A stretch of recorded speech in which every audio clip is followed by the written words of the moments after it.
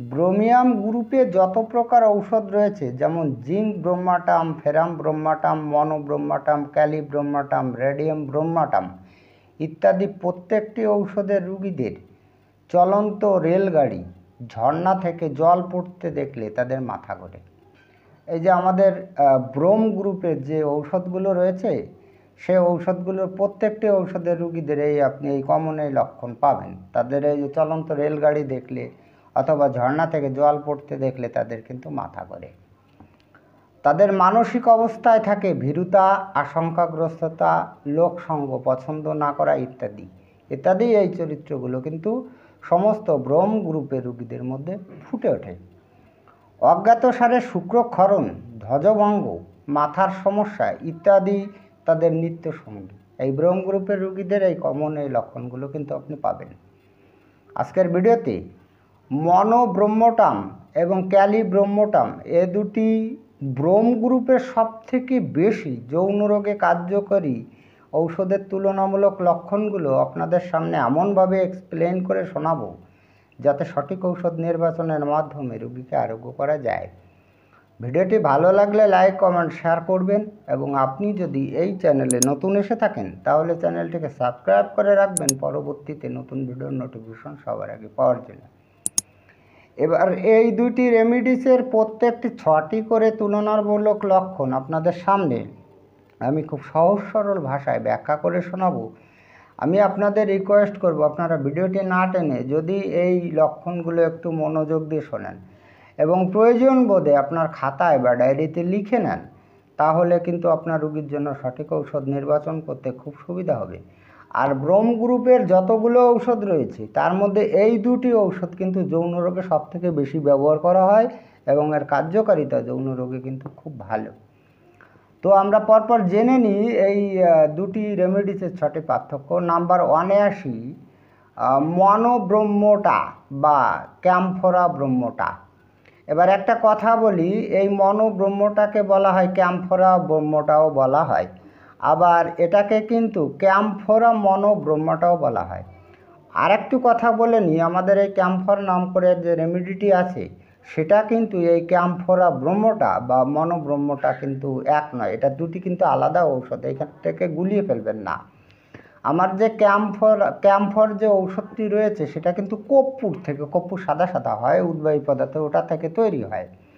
আর আমাদের এই ঔষধটি কিন্তু কর্পূর এবং ব্রোমাইড মানে ব্রোমাইড থেকে কিন্তু এই দুটো সংমিশ্রণে এই ক্যাম্ফোরা ব্রোমাটা ওষুধটি তৈরি হয়। যাই হোক, আমাদের অত কিছু জানার দরকার নেই, আমরা জেনে নেব দুটি ঔষধের পার্থক্যগুলো। যাই হোক, নাম্বার 1-এ আসি মনোব্রোমাটার ক্ষেত্রে রাত্রে বীর্যপাত। এই ক্যাম্ফোরা ব্রোমাটা বা মনোব্রোমাটার রোগীদের রাত্রে কিন্তু বীর্যপাত হয় অজ্ঞাতসারে।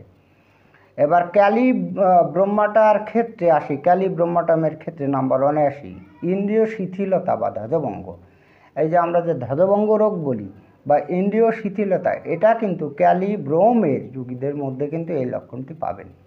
হুবহু একেবারে কিন্তু বিপরীত লক্ষণ আসবে না, আসবে লক্ষণ কিন্তু হুবহু বিপরীত আসবে না। নাম্বার 2-তে আসি এই মনোব্রোমাটার ক্ষেত্রে কষ্টকর লিঙ্গোচ্ছ্বাস। এই মনোব্রোমাটা বা ক্যাম্ফোরা ব্রোমাটার রুগীদের যে লিঙ্গোচ্ছ্বাস হয় তখন কিন্তু ভীষণ কষ্ট হয় রুগীর, আর লিঙ্গ যখন উত্তেজিত হয় তখন কিন্তু ভীষণ কষ্ট হয়। এবার নাম্বার 2-তে আসি ক্যালিব্রোমের ক্ষেত্রে। ক্যালিব্রোমাটার রুগীদের কিন্তু প্রচুর তৃষ্ণা আর মূত্রও কিন্তু বেশি থাকে, তার মানে প্রস্রাবও বেশি থাকে এবং তৃষ্ণাও বেশি থাকে। নাম্বার 3-তে আসি মনোব্রোমাটার ক্ষেত্রে মোহগ্রস্ত অবস্থা। ওই মোহগ্রস্ত অবস্থা মানে নেশাগ্রস্ত অবস্থায় থাকলে মানুষ যেমন ব্রেনে কাজ করে না, ঠিক সেই রকম অবস্থা থাকে আমাদের এই মনোব্রোমাটা বা ক্যাম্ফোরা ব্রোমাটার রোগীদের মানসিক অবস্থাটি। নাম্বার 3-তে আসি ক্যালিব্রোমের ক্ষেত্রে হাত পা ঝিঝি লাগা।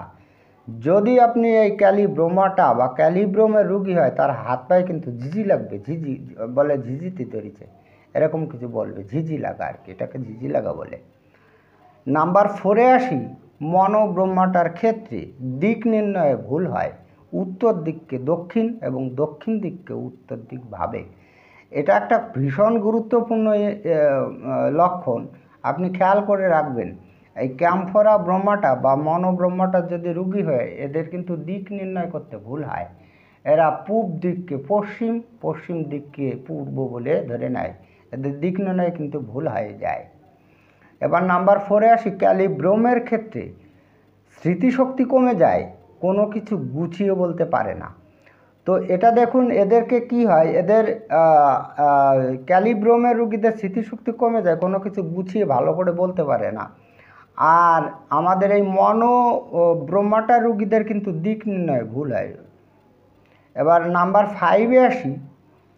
মনোব্রহ্মাটার ক্ষেত্রে কম্পনশীল পক্ষাঘাত বা অবস্থা, অর্থাৎ এই ক্যাম্ফোরা ব্রহ্মটার যদি রুগী হয়ে থাকে বা মনোব্রহ্মটার যদি রুগী হয়ে থাকে, তাহলে পক্ষাঘাতও সঙ্গে কিন্তু থাকতে পারে বা পক্ষাঘাতের মতো অবস্থা থাকতে পারে। তবে সেই পক্ষাঘাতে অবশ্যই রুগী কিন্তু কম্পন হবে, কাঁপবে, এটা কিন্তু থাকতেই হবে। এবার নাম্বার 5-এ আসি। ক্যালিব্রোমের ক্ষেত্রে অতিরিক্ত কাম চর্চার কুফল আপনি হিস্ট্রি নিয়ে জানবেন যে ক্যালিব্রোমাটার অর্থাৎ ক্যালিব্রোমের যদি রুগী হয়ে থাকে, তাহলে সে অতীতে অত্যাধিক পরিমাণে কাম চর্চা করত, মানে সেক্সুয়ালি বিষয় নিয়ে চর্চা করত। এই হিস্ট্রি কিন্তু আপনি পাবেন পাস হিস্ট্রিতে। নাম্বার 6-এ আসি। মনোব্রহ্মাটার ক্ষেত্রে হিস্টেরিয়া যদি হয়, তাহলে একবার হাসে একবার কাঁদে। অর্থাৎ আমি বলতে চাইছি যে ক্যাম্ফোরা ব্রহ্মটার রুগীদের কিন্তু হিস্টেরিয়া রোগও সঙ্গে কিন্তু থাকা সম্ভব। তো যদি এরকম হিস্টেরিয়া থাকে, তাহলে তারা একবার কাঁদবে একবার হাসবে। এবার নাম্বার 6-এ আসি। ক্যালিব্রোমের ক্ষেত্রে অর্ধ ঘুমের মধ্যে জননেন্দ্রিয়ের উত্তেজনা, রুগী ঘুমোচ্ছে, পুরুষ রুগী ঘুমাচ্ছে, তার ঘুমের মধ্যে হঠাৎ করে তার লিঙ্গের উত্তেজনা হয়, অর্থাৎ সেক্স উঠে যায় আর কি, এই ভাবটা কিন্তু থাকে। তো দেখুন, আমি একেবারে সুন্দর করে 6টি মোটামুটি লক্ষণগুলো আপনাদের আমি গুছিয়ে বলে দিলাম। আপনাদের আমি রিকোয়েস্ট করব আপনারা এগুলো লিখে নিন, কেননা এই যে পার্থক্যগুলো, এই পার্থক্যগুলো আপনারা সচরাচর পাবেন না। আমি কয়েকটা বই দেখে, কয়েকটা মেটেরিয়া মেডিকা দেখে সুন্দর করে আপনাদের বোঝার সুবিধার জন্য আমি নিজে গুছিয়ে আগে তৈরি করে তারপরে ভিডিওটা আপনাদের সামনে দেওয়ার চেষ্টা করি। তো যাই হোক, আজকে এই পর্যন্তই। খুব তাড়াতাড়ি ফিরে আসবো নতুন গুরুত্বপূর্ণ বিষয়বস্তুর ভিডিও নিয়ে। দেখা হচ্ছে নেক্সট ভিডিওতে। ততক্ষণ আপনারা ভালো ও সুস্থ থাকুন। জয় হনুমান, জয় হোমিওপ্যাথ।